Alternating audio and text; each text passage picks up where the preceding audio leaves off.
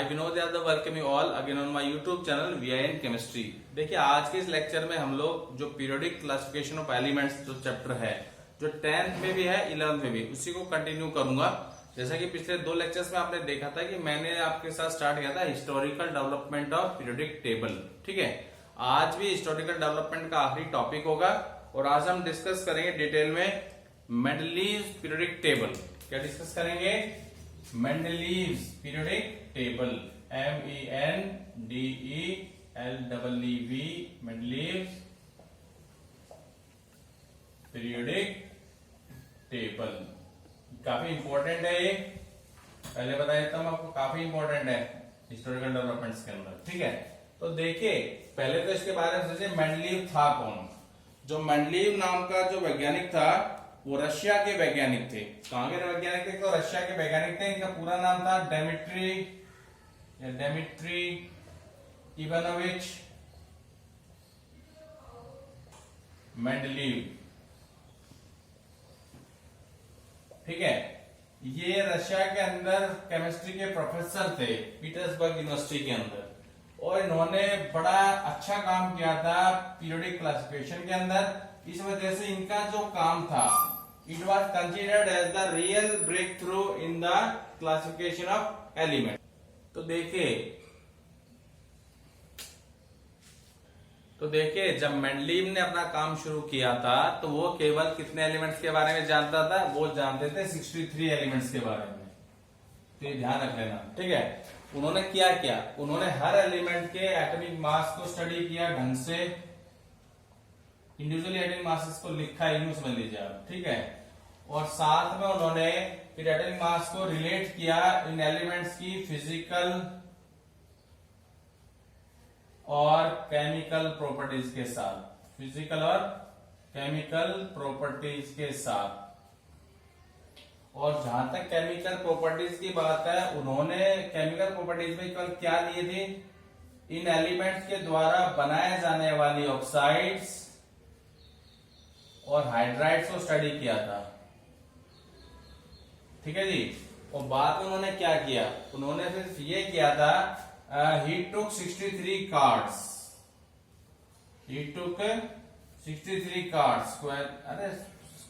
Square की shape के जो कार्ड्स होते हैं ताश के पत्ते जैसे। ठीक है, हर कार्ड के ऊपर उन्होंने हर एलिमेंट का नाम लिखा, उसका मास लिखा और हर एलिमेंट के द्वारा बनाए जाने वाली ऑक्साइड्स का फॉर्मूला और हाइड्राइड का फॉर्मूला लिखा। ठीक है, तो उसके पास टोटल 63 ऐसे कार्ड आ गए। मतलब टोटल आप कह सकते हो 61 कार्ड उसने लिए, क्योंकि 63 में से ऑक्सीजन और हाइड्रोजन को तो उसने हटा ही दिया था, उनके तो यूज किया था बाकी एलिमेंट्स के कंपाउंड्स बनाने के लिए। अब एक और क्वेश्चन आता है कि उसने केवल ऑक्सीजन और हाइड्रोजन के कंपाउंड ही क्यों बनाए थे इन एलिमेंट्स के साथ? इसलिए बनाए थे क्योंकि ऑक्सीजन और hydrogen were considered as the most reactive elements among these 63 elements. ठीक है, okay, and then he took these cards, write down the atomic mass and the formula of oxides and hydrides, and later on what he did, उसने देखा कि कुछ cards ऐसे निकल के आए जिन कार्ड्स के एलिमेंट्स के ऑक्साइड्स और हाइड्राइड्स का फॉर्मूला लगभग सेम सा था। तो जिन कार्ड्स के अंदर ऑक्साइड्स और हाइड्राइड्स का फॉर्मूला सेम था, उन कार्ड्स को उसने दीवार के ऊपर वर्टिकल अरेंज कर लिया उनके मास के हिसाब से। मीन इसका मास कम, इसका मास ज्यादा, उसके नीचे और ज्यादा। मतलब किसी लाइन में 4 कार्ड लगे, किसी लाइन में 5 कार्ड लगे, इस टाइप से उसने अरेंज कर लिए। जब उसने ये काम किया तो वो बड़ा अचंभित रह गया। उसने देखा कि एलिमेंट्स मास के इंक्रीजिंग ऑर्डर में भी अपने आप अरेंज हो गए लेफ्ट टू राइट। क्योंकि तो एक कॉलम ऐसा बना होगा, दूसरा कॉलम बगल में बना होगा, तीसरा कॉलम बगल में, ये मैं कहना चाह रहा हूं आपसे। ठीक है, ऐसे कई सारे कॉलम उसके सामने आ गए। क्लियर हो गया? तो और फिर कॉलम से उसने क्या देखा कि जो एलिमेंट्स थे वो मास के इंक्रीजिंग ऑर्डर में अपने आप अरेंज हो गए लेफ्ट टू राइट। उसने तो अरेंज किए थे वर्टिकली, मास के इंक्रीजिंग ऑर्डर में वर्टिकल अरेंज किए थे। सेम फॉर्मूला वाले एक जगह रखे, दूसरी जगह दूसरे फॉर्मूला वाले रखे, तीसरी जगह तीसरे फॉर्मूला वाले रखे। लेकिन वो अचंभित रह गया। उसने जब देखा कि एलिमेंट्स जो थे अपने आप ही अरेंज हो गए उनके मास के बढ़ते हुए क्रम में लेफ्ट टू राइट। तो this is the work which Mendeleev did starting में, उसने काम शुरू किया। क्लियर हो गया की बात आपको? ऐसा करते समय उसने एक चीज और ऑब्जर्व की, उसने ये ऑब्जर्व किया कि जब एलिमेंट्स को स्टडी किया तो सेम प्रॉपर्टी वाले एलिमेंट रिपीट हो गए अपने आप। रिपीट तो अपने आप शुरू में हो गए थे ऑटोमेटिकली, वैसे तो जब सेम ऑक्साइड्स वाले फॉर्मूले रिपीट हो रहे थे, सेम हाइड्राइड वाले फॉर्मूले रिपीट हो रहे थे, तो उसने इस चीज को नाम दिया। उस नाम क्या दिया? उसने अपनी तरफ से ला दिया। उस ला का नाम था मेंडलीव्स पीरियोडिक लॉ। तो ये इंपॉर्टेंट है, एक आपका ये थोड़ा ध्यान रखना आपको। मेंडलीव पीरियोडिक लॉ क्या कहता है? ये लॉ ये कहता है the physical and chemical properties of elements are the periodic function of atomic masses. Simple भाषा में अगर मैं बात करूं तो मैं कह सकता हूं कि किसी भी एलिमेंट की जो फिजिकल और केमिकल प्रॉपर्टीज होती हैं वो उन एलिमेंट्स के एटॉमिक मास पे डिपेंड करती हैं। क्लियर होगी होगी बात आपको? यानी कि हम कह सकते हैं कि जब एलिमेंट्स को हम उनके एटॉमिक मास के इंक्रीजिंग ऑर्डर में अरेंज करते हैं तो हम ये ऑब्जर्व करते हैं कि जो एलिमेंट सिमिलर प्रॉपर्टीज रिपीट करते हैं या सिमिलर प्रॉपर्टीज शो करते हैं उनकी रिपीटिशन हो जाती है कुछ कुछ देर के बाद, सर्टेन इंटरवल्स के बाद। अच्छा, ये जो रिपीटिशन होता है एक जैसे एलिमेंट्स के मेरा मतलब जो कि सेम प्रॉपर्टी शो करते हैं, उसे हम कहते हैं पीरियोडिसिटी। क्या कहते हैं? Periodicity. The repetition of the element, इसकी डेफिनेशन बता रहा हूं आपको। The repetition of the elements showing same type of property during their arrangement horizontally in a periodic table, it is known as periodicity. ठीक है जी। अब हम डिस्कस करेंगे मेंडलीव का periodic table. Mendeleev's periodic table. देखिए, मेंडलीव का जो ओरिजिनल पीरियोडिक टेबल था वो आपके सामने आया था 1872 के अंदर। किसके सामने आया था? किसमें सामने आया था? 1872 के अंदर जो पब्लिश हुआ था। तो कैसा था उसको मैं आपको उस टेबल के थ्रू ही आपको दिखाने वाला हूं अभी। ठीक है जी। देखिए, ये जो आपके सामने आपको दिखाई दे रहा है, ये मैंने आपके सामने मेंडलीव का जो ओरिजिनल पीरियोडिक टेबल था जो पब्लिश हुआ था 1872 के अंदर, वो आपके सामने रखा हुआ है। तो मेंडलीव ने क्या किया था, इसमें क्या कर रखा है? एलिमेंट्स को हॉरिजॉन्टली अरेंज किया हुआ है उनके मास के बढ़ते हुए क्रम में। दूसरी बात, उसने सेम तरह के ऑक्साइड्स दिखाने वाले एलिमेंट्स को एक जगह रखा हुआ है। जैसे ये जो एलिमेंट जितने भी यहाँ रखे हुए हैं, ये सब जो ऑक्साइड बनाते हैं का फॉर्मूला होता है R2O। यहाँ जितने एलिमेंट रखे हुए हैं ये सब बनाते हैं RO। R से मतलब ये एलिमेंट्स हैं। ठीक है। अगला जो ग्रुप बनाया उसमें रखे वो एलिमेंट जो बनाते हैं फॉर्मूला R2O3 का।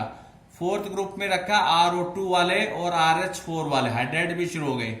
अगले ग्रुप में रखे R2O5 वाले। तो इस तरीके से उसने कुछ अरेंज किया एलिमेंट्स। दूसरा, इसके टेबल के अंदर 8 ग्रुप थे। कितने ग्रुप थे? 8 ग्रुप। देखो, ग्रुप 1, ग्रुप 2, ग्रुप 3 इस टाइप से। और 12 सीरीज हैं। कितनी सीरीज रखी? 12 सीरीज। सीरीज को बढ़ना हॉरिजॉन्टली हम लोगों ने। क्लियर हो गया? दूसरी बात, इसकी टेबल की एक खास बात और थी, इसने कुछ जगह खाली छोड़ रखी है। देखो, जैसे ये जगह खाली है, ये जगह खाली है, ये जगह खाली है। क्यों? Because he was very bold enough to predict some new elements जो इसके जमाने में नहीं थे, पर उसे पूरा भरोसा था कि आने वाले जमाने में यहाँ कोई ना कोई जरूर आएगा, यहाँ कोई ना कोई एलिमेंट जरूर आएगा। उसका मास उसको पता चल गया था। जैसे 44 रखा हुआ है, 68 रखा हुआ है, 72 रखा हुआ है। तो देखो, उसने जो एलिमेंट प्रेडिक्ट किए थे उनमें मैं आपको ये 2 एलिमेंट के बारे में बताऊंगा, एक जो यहाँ रखा जाएगा और एक जो यहाँ रखा जाएगा। इसका जो नाम उसने दिया, नाम क्या था वो बताता हूं। इसका नाम दिया इनके ऊपर वाले एलिमेंट्स के हिसाब से। जैसे यहाँ पे जो एलिमेंट था उसके ऊपर एलिमेंट अल्युमिनियम है, तो इसका नाम दिया उसने एक्का अल्युमिनियम। यहाँ जो एलिमेंट है उसके ऊपर सिलिकॉन है तो इसका नाम दिया एक्का सिलिकॉन। तो एक्का अल्युमिनियम और एक्का सिलिकॉन के नाम से कई क्वेश्चंस हमारे आ जाते हैं। ठीक है जी। तो देखिए उसने जो एलिमेंट प्रेडिक्ट किए थे कि आगे आने वाले समय में जब मिलेंगे तो उसकी प्रॉपर्टी उसने पहले बता दी थी। जैसे उसने प्रेडिक्ट किए थे ये एक्का अल्युमिनियम के नाम से, एक्का सिलिकॉन के नाम से। एक्का अल्युमिनियम जब बाद में डिस्कवर हुआ तो वो नाम है गैलियम का, इसका नाम है गैलियम का। और जब एक्का सिलिकॉन आगे चलकर डिस्कवर हुआ वो बना जर्मेनियम। ये ग्रुप 13 में जुड़ा, ग्रुप 14 में जुड़ा। तो देखिए उसने एक्का अल्युमिनियम और एक्का सिलिकॉन की कुछ प्रॉपर्टी पहले बता दी थी। जैसे मैंने 4 प्रॉपर्टी आपके सामने रखी हुई हैं, उनके एटॉमिक मासेस, डेंसिटी, उनका ऑक्साइड का फॉर्मूला और क्लोराइड का फॉर्मूला। तो देखो सब आपको दिखेगा कि सिमिलर जैसे हैं। जैसे उसने एक्का अल्युमिनियम का मास बताया था 68 ग्राम पर मोल और गैलियम का होता है 70 ग्राम पर मोल। तो ऑलमोस्ट बराबर से 2 यूनिट का फर्क है। डेंसिटी देखो एग्जैक्ट उसने बताई थी 5.9 ग्राम पर सेंटीमीटर क्यूब और उसकी होती भी इतनी है 5.9 ग्राम पर सेंटीमीटर क्यूब। ठीक है। ऐसे सिलिकॉन की अगर हम बात करते हैं तो एक्का सिलिकॉन का जो मास उसने बताया था वो बताया था 72 यूनिट और जर्मेनियम का होता कितना है 72.6। तो 0.6 का फर्क है। ऐसी डेंसिटी 5.5 उसने बताया था और होता कितना है 5.3। अब में तो ये दो थे, ऑक्साइड का फॉर्मूला और क्लोराइड का फॉर्मूला। एक्का अल्युमिनियम और एक्का सिलिकॉन को मैंने M माना है, वो एलिमेंट M है। ठीक है। तो उसने ऑक्साइड का फॉर्मूला बताया था M2O3। क्या बताया था M2O3। और गैलियम का होता भी ये फॉर्मूला है Ga2O3। ऐसे एक्का सिलिकॉन का फॉर्मूला ऑक्साइड का उसने बताया था MO2 और बाद में जब डिस्कवर हुआ है सिलिकॉन जर्मेनियम के नाम से उसका फॉर्मूला भी होता है GeO2। ऐसी क्लोराइड का फॉर्मूला इसका एक्का अल्युमिनियम का था MCl3 तो गैलियम का निकल के आया GaCl3। एक्का सिलिकॉन का होता है MCl4 तो जर्मेनियम का भी होता है GeCl4। क्लियर होगी बात आपको। ये काफी इंपॉर्टेंट टेबल है, आपकी बुक में दिया हुआ है, आपको इसको स्टडी करना अच्छे तरीके से। तो देखिए 1872 के अंदर मेंडलीव का टेबल आ गया था, वो मैंने आपको बता दिया कि उसने क्या क्या उसमें बताया था, नए एलिमेंट कैसे प्रेडिक्ट किए थे। लेकिन 1872 से लेकर के ऑलमोस्ट 1900 तक पीरियडिक टेबल को लेकर के कुछ खास काम नहीं हुए, केवल नए नए एलिमेंट्स डिस्कवरी जरूर हुई थी।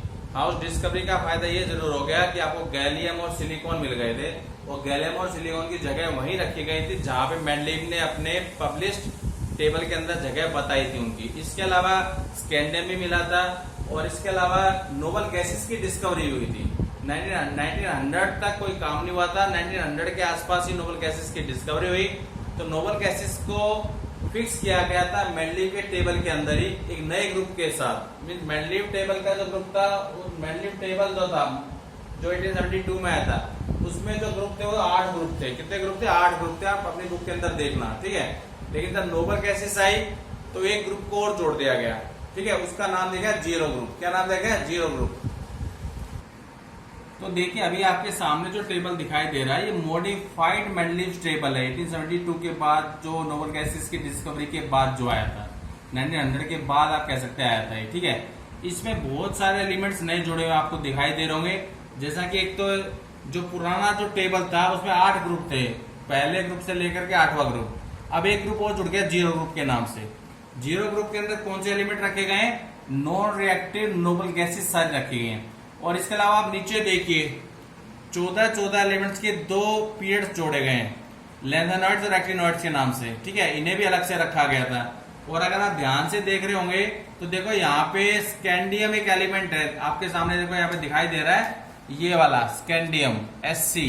पहले डब्बा था, वहां पे डब्बे के रूप में एक बनाया हुआ था। ठीक है जी। इसके अलावा गैलियम भी मिल गया और जर्मेनियम भी मिल गया आपको। तो ये उसकी कुछ खास बातें थी। ठीक है। तो जैसे जैसे नए नए एलिमेंट मिलते गए ये इसके अंदर वो भरते चले गए। तो इस टेबल की खास बातें मैं आपको बताने वाला हूं। पहली खास बात क्या थी? इसके अंदर कितने ग्रुप हैं? 9 ग्रुप हैं। This table consist of 9 vertical columns called group and the designated as Roman में 1 2 3 4 5 6 7 8 और 0 ग्रुप। एक खास बात और है, यहाँ पे ग्रुप को 2 हिस्सों में बांटा गया। देखो 1A 1B, 2A 2B के नाम से। क्यों ऐसा क्यों किया गया? देखो जो पुराने वाला जो टेबल था उसके अंदर लिथियम, सोडियम, पोटेशियम, कॉपर वगैरह सारे एक ग्रुप मान के चल दिए थे। क्यों? क्योंकि इनकी जो ऑक्साइड का फॉर्मूला सेम निकल के आ रहा था, जैसे R2O इसने लिखा है। लेकिन बाद में पता चला कि कॉपर पोटेशियम से टोटली अलग है, सिल्वर रुबिडियम से वैसे टोटली अलग है, इस वजह से इनका ग्रुप थोड़ा अलग करो भाई। पर बोला भाई इनका ऑक्साइड का फॉर्मूला सेम है तो इसी ग्रुप में पार्ट कर देते हैं, ए और बी के नाम से पार्ट्स के हिसाब से इन्होंने हर ग्रुप को दो दो पार्ट में डिवाइड किया है। बस 8 7 ये 8वां ग्रुप है, इसको कोई ग्रुपिज्म नहीं किया गया, जीरो कोई ग्रुपिज्म नहीं किया गया, ठीक है। दूसरी बात, यहाँ पे 7 हॉरिजॉन्टल कॉलम्स हैं, कितने कॉलम में डिवाइड किया है? 7 हॉरिजॉन्टल कॉलम्स में डिवाइड किया है, इनको उसने नाम दिया पीरियड्स। तो ये था आपका मॉडिफाइड पीरियोडिक टेबल, ठीक है। अब मैं आगे आपको बताने वाला हूं इसका सिग्निफिकेंस और डिफेक्ट्स। अब हम पढ़ेंगे मेंडलीव का जो काम था, जो टेबल उन्होंने दिया था, जो बार बार मॉडिफाई हुआ, उसके क्या क्या सिग्निफिकेंस थे और क्या क्या उसकी डिस्कवरी थी। देखिए पहले बात मैं बता देता हूँ कि जो लोथरमियर जो हमने पहले पढ़ा था, जिसने ग्राफ आपको समझाया था, उसने और मेंडलीव ने काम एक साथ ही किया था। दोनों का काम लगभग एक जैसा भी था, लेकिन जो मेन क्रेडिट जो जाता है पीरियोडिक टेबल की डिस्कवरी को, वो जाता है केवल मेंडलीव को, इसको जाता है मेंडलीव को, क्योंकि मेंडलीव ने जो था ना पीरियोडिसिटी का सिग्निफिकेंस बता दिया था। उसने बता दिया था कि भाई एलिमेंट्स रिपीट होंगे, जब आप उनको उनके एडिंग मास के इनके ऑर्डर में अरेंज करोगे लेफ्ट टू राइट, तो सेम प्रॉपर्टी शो करने वाले एलिमेंट्स रिपीट होंगे और उन्हें आपको एक जगह रखना पड़ेगा। तो ये उसका मेन क्रेडिट इसलिए जाता है और इसी वजह से उसके टेबल को प्राथमिकता दी जाती है। क्लियर हो गया? दूसरा, अगर अब हम पढ़ेंगे इसका सिग्निफिकेंस और डिफेक्ट्स इस टेबल की भी। तो देखिए पहले हम पढ़ेंगे इस टेबल का सिग्निफिकेंस। मैं सिर्फ पॉइंट आपको बताऊंगा, डिटेल में आपको सुनने के बाद आप बुक पढ़िएगा, आपको बातें सब क्लियर हो जाएंगी। तो पहले जो सिग्निफिकेंस था, इसके टेबल से एटम एलिमेंट्स की जो स्टडी थी सिस्टमैटिक हो गई। क्यों? क्योंकि उसने कह ही दिया था कि जो सेम प्रॉपर्टी जो एलिमेंट शो करते हैं वो आप उन्हें आप एक ग्रुप में रख सकते हैं, सेम प्रॉपर्टी वाले एलिमेंट्स को एक ग्रुप में रख सकते हैं। तो सिस्टमैटिक कैसे हुई? अगर आपको किसी ग्रुप के ऊपर वाले एलिमेंट्स की प्रॉपर्टीज पता है तो वही प्रॉपर्टीज नीचे वाले एलिमेंट्स की भी होने वाली। इस वजह से यहाँ पे मैं लिखा systematic study of elements. Clear हो गई होगी बात आपको? दूसरा, उसके टेबल के थ्रू ही नए एलिमेंट भी डिस्कवर हो गए थे। 3 एलिमेंट्स मैंने गिनाए थे आपको, स्कैंडियम गिनाया था, गैलियम गिनाया था, जर्मेनियम गिनाया था। क्लियर हो गई होगी बात? जो पहले नहीं मिले थे तो उसने डब्बे छोड़े थे अपने, जो 1872 में जो उसका टेबल पब्लिश हुआ था, और बाद में नहीं मिल गए तो इनकी जगह वही आई जहां उसने बताया था। किसने? मेंडलीव ने। तीसरा, उसने एक एटॉमिक वेट करेक्ट किया था बेरिलियम का। देखिए एटॉमिक वेट निकालने का फॉर्मूला होता है इक्विवेलेंट वेट इनटू वैलेंसी। पर क्या हुआ था, बेरिलियम तो डिस्कवर हो गया था पर उन्होंने वैलेंसी गलत कैलकुलेट की थी। उन्होंने वैलेंसी कैलकुलेट की थी 3 इसकी, तो जब इसका इक्विवेलेंट वेट होता है 4.5, तो जब आप इसको 4.5 और 3 को मल्टीप्लाई करते तो बेरिलियम का जो मास आएगा इसके हिसाब से वो आएगा आपका 3 5 15 1 13.5। कितना आ रहा है? 13.5। अब अगर बेरिलियम का मास 13.5 मानते हैं तो इसका मतलब है कि बेरिलियम को तो होना चाहिए कार्बन और सिलिकॉन के बीच में, क्योंकि कार्बन का मास होता है 12, इसका होता है 14, तो 13.5 उसके बीच में होगा। पर आपको सबको पता है, अगर आपने टेबल पूरा पढ़ लिया होगा, तो इनके बीच में तो कोई जगह होती नहीं है, इसके बीच में कोई जगह नहीं होती। तो इस वजह से बेरिलियम का जो सही, जब वो अब दूसरी बात, बेरिलियम का जो ऑक्साइड का फॉर्मूला उसने बताया, वो बताया था उसने क्या? BeO। क्या बताया था? BeO। तो इसके हिसाब से तो ग्रुप नंबर 2 में होना चाहिए था ये, और यहाँ तो हो नहीं सकता ये। तो बाद में इसकी वैलेंसी जब करेक्ट की गई तो वो आई 2, तो 2 को इससे मल्टीप्लाई करो तो कितना आएगा ये? 9। तो ये इसका सही एटॉमिक मास है 9। क्लियर होगी बात आपको? ये समझिए, तो वैलेंसी 2 है तभी इसका फॉर्मूला BeO आता है। तो ये था इसका क्या? सिग्निफिकेंस। 3 सिग्निफिकेंस आपको याद रखने, सिस्टमैटिक स्टडी, नए एलिमेंट्स की डिस्कवरी, और बेरिलियम का जो एटॉमिक मास था उसे करेक्ट किया था यूजिंग दिस फॉर्मूला। लेकिन डिफेक्ट भी है इसके। पहला डिफेक्ट क्या है? ये डिफेक्ट आज भी है, मॉडर्न पीरियोडिक टेबल भी इसको सोल्व नहीं कर पाया। पहला डिफेक्ट है एनामोलस पोजीशन ऑफ हाइड्रोजन। ये हाइड्रोजन की पोजीशन एनामोलस क्यों मानी जाती है? क्योंकि देखो हाइड्रोजन 2 तरह का आयन बनाता है, H+ भी बनाता है, H- भी बनाता है। अगर हाइड्रोजन को H+ मानते हैं तो उसको पुट करते हैं ग्रुप नंबर 1 के अंदर। तो आज का जो मॉडर्न पीरियोडिक टेबल जिसकी बात पढ़ेंगे उसमें उसकी बात मैं कर रहा हूँ। और अगर हाइड्रोजन H- बनाएगा तो आजकल का जो टेबल है, या ऐसे कहो करो, अगर H+ बनाता है तो इसको कहो एल्कली मेटल है। क्या है? एल्कली मेटल के साथ रखा जाना चाहिए। और अगर H- बनाएगा तो इसको रखा जाना चाहिए हैलोजेंस के साथ। क्या रखा जाना चाहिए? हैलोजेंस के साथ। तो इस वजह से हाइड्रोजन की पोजीशन कैसी है? एनामोलस है because it resembles both alkali metals as well as halogen. ये मेंडलीव के टाइम में भी एनामोलस था, आज भी एनामोलस है। क्लियर होगी।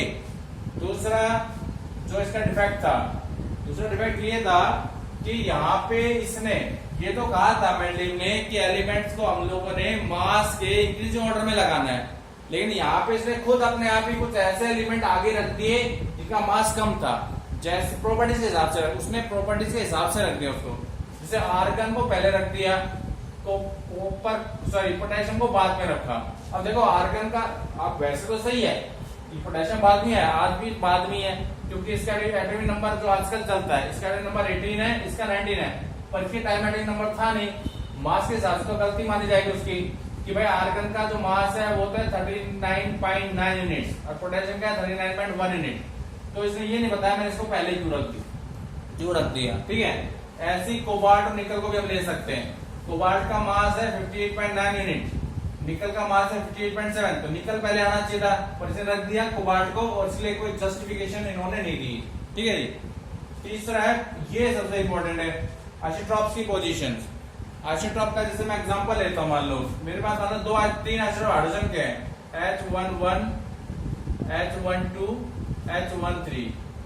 तो मास के हिसाब से तो एलिमेंट अलग अलग है, क्योंकि इसका मास है H1, इसका मास है H2, इसका मास है H3, तो फिर तो आइसोटॉप्स को अलग अलग जगह देनी चाहिए थी, पर ये नहीं बताया कि अलग अलग जगह ना दे करके हमने एक ही हाइड्रोजन को रखा हुआ है। तो ये भी इसका डिफेक्ट था।